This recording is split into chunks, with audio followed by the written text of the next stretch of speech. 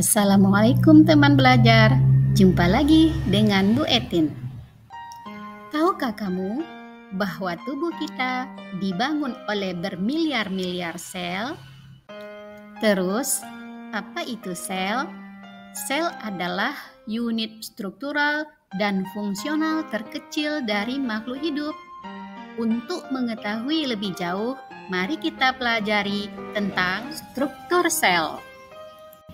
Tujuan pembelajaran kali ini adalah: pertama, mendeskripsikan struktur sel hewan; kedua, mendeskripsikan struktur sel tumbuhan; ketiga, membedakan struktur sel hewan dengan sel tumbuhan. Kita awali dengan struktur atau bagian dari sebuah sel hewan. Membran sel merupakan bagian paling luar dari sebuah sel. Fungsinya menjaga bagian-bagiannya tetap berada di dalam dan mengontrol masuk dan keluarnya zat. Sitoplasma berupa cairan yang terdapat di dalam sel tetapi di luar inti sel. Fungsinya tempat organel sel, menyimpan molekul organik, tempat terjadinya metabolisme sel, dan memungkinkan pergerakan organel sel.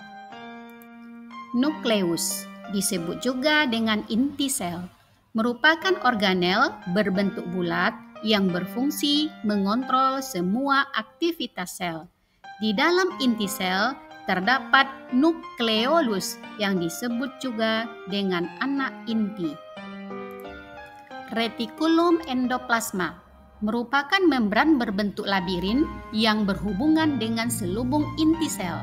Terdapat dua macam retikulum endoplasma, yaitu retikulum endoplasma halus, ditandai dengan tidak terdapatnya ribosom pada membrannya, sedangkan retikulum endoplasma kasar terdapat ribosom pada membrannya. Mitokondria berperan dalam respirasi sel untuk menghasilkan energi. Mikrotubulus berperan dalam memberi bentuk sel dan pemisahan kromosom saat pembelahan sel. Sedangkan sentrosom berperan dalam pembelahan sel. Ribosom berbentuk butiran yang berfungsi untuk sintesis protein. Badan Golgi membantu memproses dan mengemas protein dan molekul lipid. Vakuola membantu menjaga keseimbangan air dalam sel hewan. Lisosom membantu memecah bahan tertentu di dalam sel. Sekarang, lanjut ke bagian dari sebuah sel tumbuhan. Dinding sel merupakan bagian terluar yang berfungsi melindungi dan memberi sel tumbuhan bentuk persegi. Kloroplas ini adalah tempat berlangsungnya fotosintesis dalam sel tumbuhan. Vakuola pada sel tumbuhan memiliki fungsi yang lebih banyak, di antaranya menyimpan gas, pigmen, senyawa organik, ion, dan senyawa beracun. Berfungsi juga dalam menyerap air dan tempat akumulasi produk sampingan.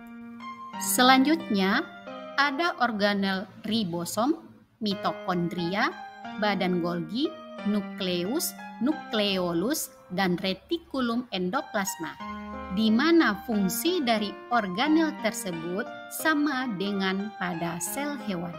Sekarang, perhatikan gambar perbedaan sel hewan dengan sel tumbuhan berikut.